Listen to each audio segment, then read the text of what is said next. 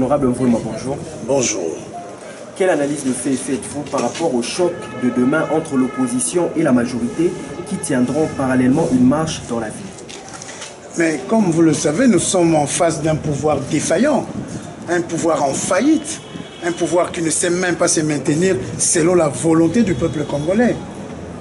La dynamique de l'opposition, le G7, l'alternance pour la République, ainsi que l'UDPS, sans oublier d'autres forces politiques de l'opposition, ont décidé demain d'être dans la rue pour dire non au Conseil constitutionnel qui n'ont été dictés que par leur patron qui les a installés là où ils sont.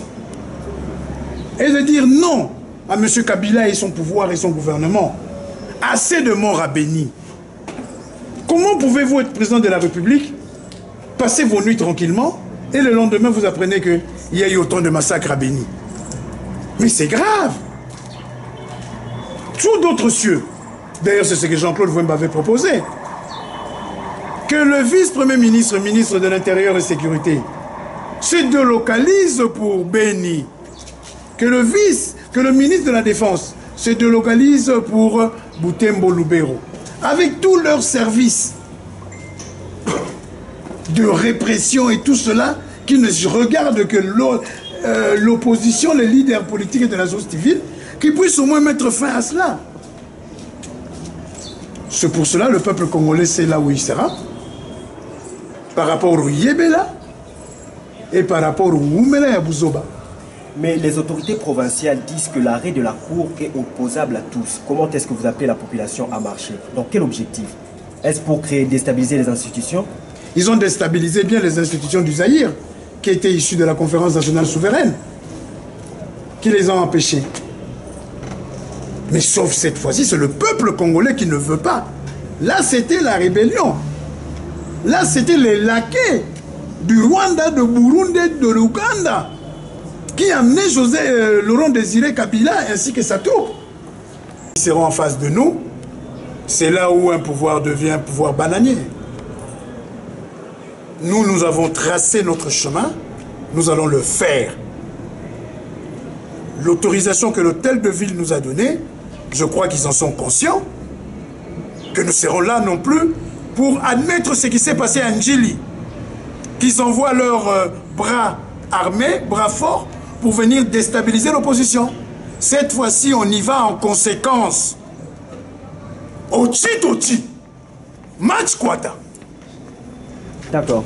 D'aucuns estiment que la majorité organise les marches.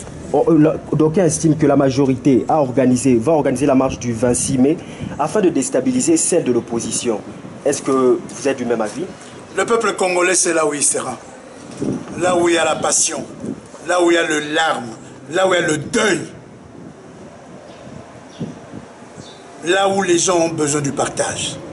Le président Etienne Tshisekedi vient de le dire, vient d'autoriser que tout l'UDPS soit derrière cette marche.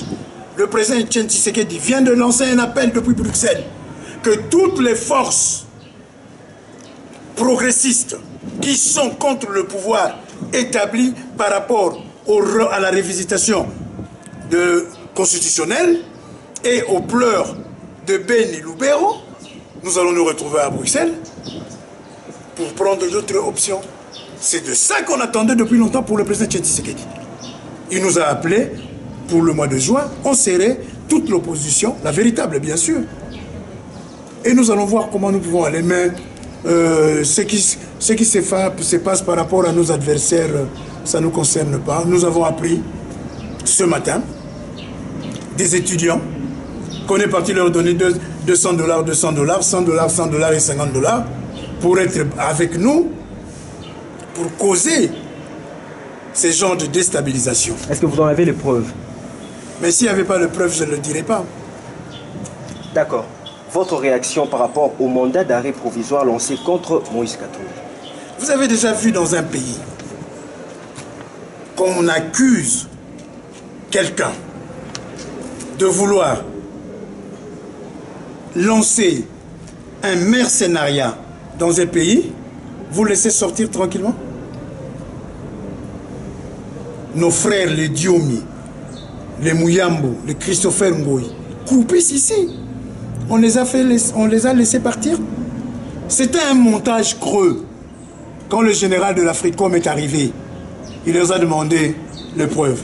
Il fallait voir comment les deux services, l'ANER et la DGM, comment ils se disputaient pour ne pas avoir la responsabilité. C'est de ça.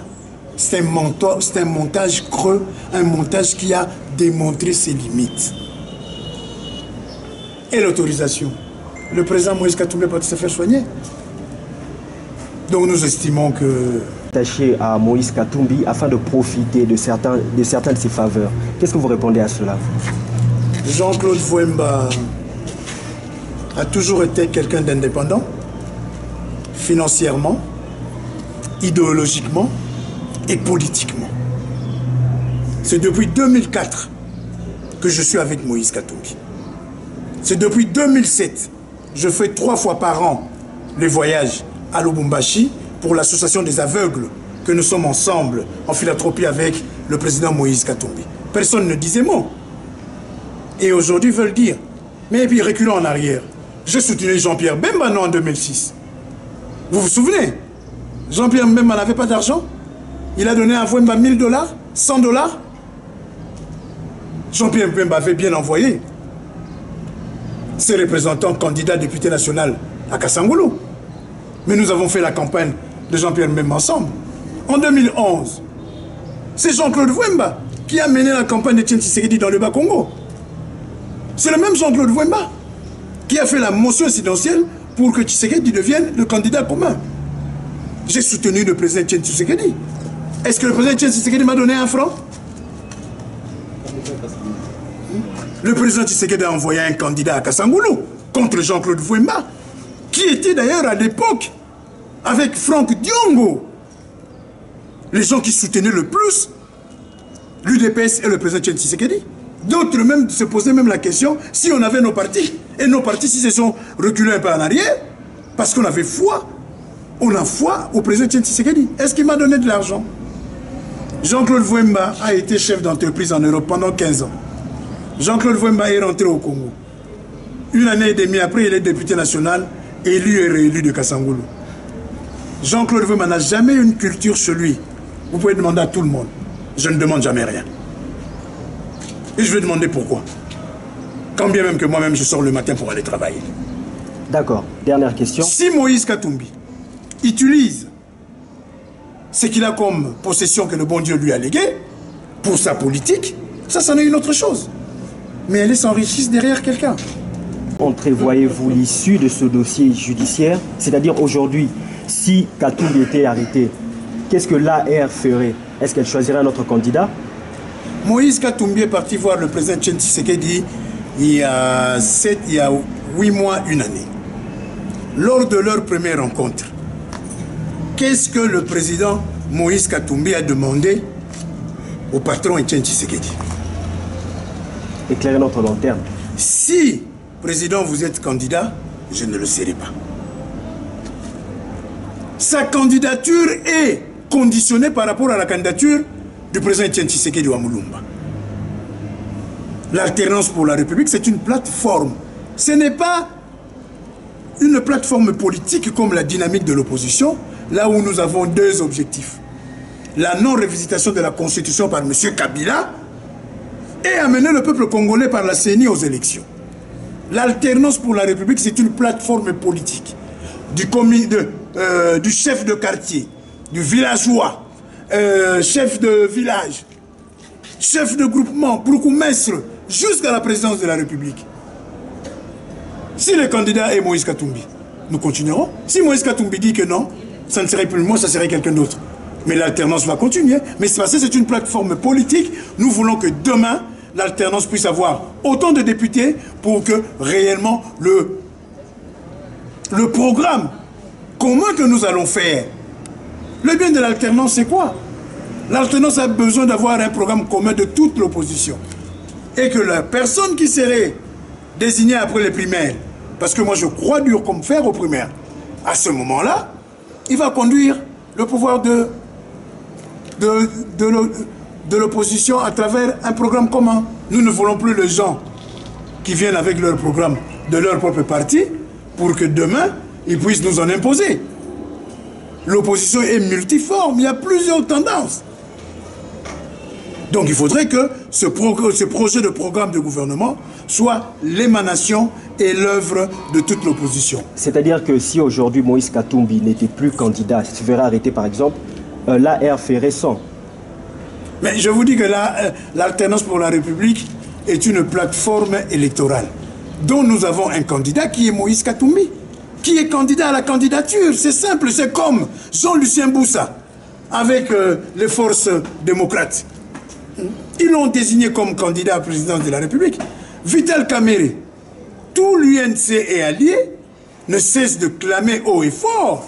La dernière en date, le président, l'honorable président de la commission ATI, Mayo Mambeke, qui a dit qu'ils ont leur candidat qui s'appelle Vital Kamerhe.